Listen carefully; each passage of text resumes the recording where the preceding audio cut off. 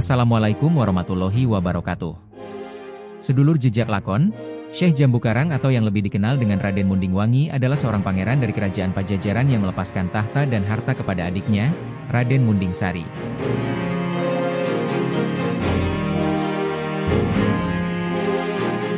Raden Mundingwangi lebih memilih menjalani kehidupan sebagai seorang petapa untuk mencari kesempurnaan hidup.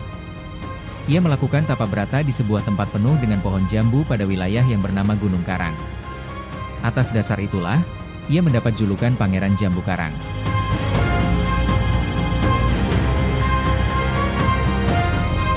Dalam meditasinya tersebut, mata batin Raden Mundingwangi melihat 3 cahaya putih menjulang ke langit di wilayah timur. Hal itu dianggap sebagai petunjuk dari Sang Maha Pencipta bahwa di sanalah jawaban atas pencarian yang selama ini dilakukannya. Kemudian, ia menyusuri jalan, sungai, ngarai, dan hutan belantara agar sampai pada sumber cahaya tersebut.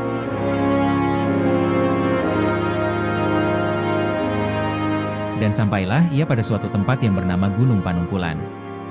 Ia pun melanjutkan tapa brata di tempat itu. Selain Raden Mundingwangi yang melihat 3 cahaya berkilau di langit, seorang mubalik dari tanah Arab juga mengalami hal serupa melalui mata batinnya. Usai sholat subuh, mubalik yang bernama Syekh Atas Angin atau Syekh Maulan Maghribi itu pun kemudian mencari sumber cahaya tersebut dan sampai pula ke tanah Jawa.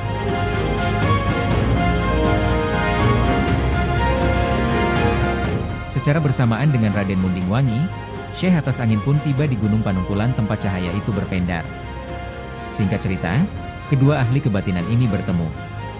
Mereka beradu ilmu dengan jaminan, barang siapa yang kalah harus jadi pengikut ajaran si pemenang. Pada akhir pertarungan, Raden Mundingwangi mengaku kalah dan bertekuk lutut mengakui kehebatan Syekh Atas Angin.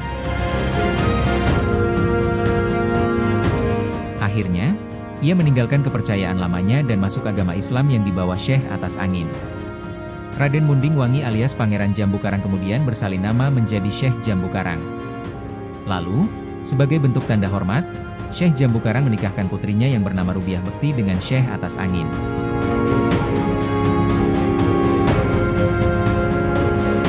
Anak keturunan dari pernikahan mereka itu yang pada kemudian hari meneruskan Cahyana yang kelak dianugerahi status sebagai tanah perdikan oleh Sultan Fatah dari Demak dan Sohor sebagai wilayah bernama Cahyana Karabal Minal Emyuminin. Itu adalah kisah inti dari berdirinya Cahyana, pusat penyebaran agama Islam yang ada di Pusering, alias tengah-tengah Jawa Dwipa. Cahyana berada di lereng timur Gunung Slamet yang berada tengah-tengah Pulau Jawa.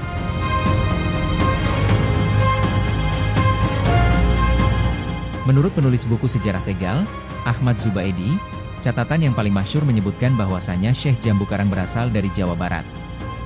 Dia adalah putra mahkota Raja Pajajaran I. Nama mudanya adalah Raden Mundingwangi. Sebenarnya akan dinobatkan untuk menjadi pengganti ayahnya menjadi Raja Pajajaran, namun beliau lebih suka mengembara sehingga tahta kerajaan diserahkan kepada adiknya yang bernama Raden Mundingsari. Dikatakan oleh Zubaidi, dalam arsip Leiden, Belanda, Tijdschrift voor Indisch Taal, Land en Volkenkunde with Gegevendok Het Batavia as Genootschap van Kunsten en Wetenschappen disebutkan. Desa Karangjamboe, Gehucht, Kedawoeng. Kue Graven N1. Van Sech Jamboe Karang en Kiahi Koewas. Neen. Deze beide personen hebben ze verdienstelijk gemaakt door Sech Maulana Maghribi voornoem behulpzaan te zich den aanleg van Savabes en Het Graven van de Leiding Jimat. Jika artikan Desa Karangjambu, Dusun, Kedawung. 2 kuburan N1. Oleh Syekh Jambu Karang dan Kiahi Koewas. Tidak. Kedua orang ini, Syekh Jambu Karang dan Kiahi Koewas, telah membuat diri mereka berharga, berjasa, dengan membantu Syekh Maulana Maghribi dalam pembangunan sawah dan penggalian pipa jimat.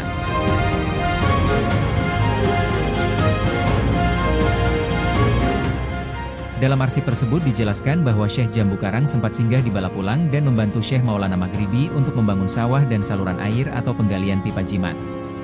Disebutkan bahwa Syekh Maulana Maghribi adalah pendiri Desa Karangjambu. Dilihat dari kisah ini, maka Desa Karangjambu adalah desa yang sangat tua.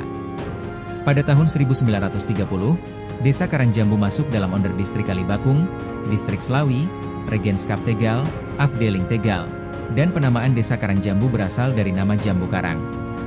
Secara logika, Berkat bantuan Syekh Jambu Karang yang telah ikut mengerjakan sawah dan saluran air jimat, maka seorang wali Syekh Maulana Maghribi sepertinya tidak mungkin menggunakan nama gelarnya sendiri untuk menamakan desa.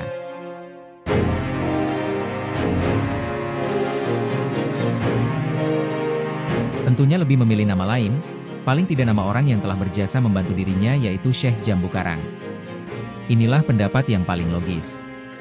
Selain di Desa Karangjambu, petilasan atau makam Syekh Jambu Karang juga ada di Desa Danaraja, Margasari, Bukit Sitanjung, Lebak Siukidul, Pagongan, dan di Ardiwalet, Desa Panusupan, Rembang, Purbalingga.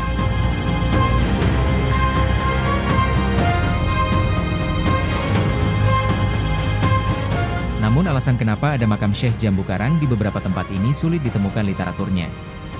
Jika boleh berargumen, boleh jadi makam Syekh Jambu Karang yang berada di beberapa tempat ini merupakan simbol atau tetenger dari pertemuan Syekh Jambu Karang dengan gurunya, Syekh Maulana Maghribi, sehingga di mana ada makam Syekh Maulana Maghribi, maka jika ada makam Syekh Maulana Maghribi di sebelahnya akan dibuat, akan disebut, atau akan dianggap makam Syekh Jambu Karang. Terima kasih telah menyaksikan video kami, semoga sedulur semua terhibur dan bisa menambah wawasan tentang sejarah. Wassalamualaikum warahmatullahi wabarakatuh.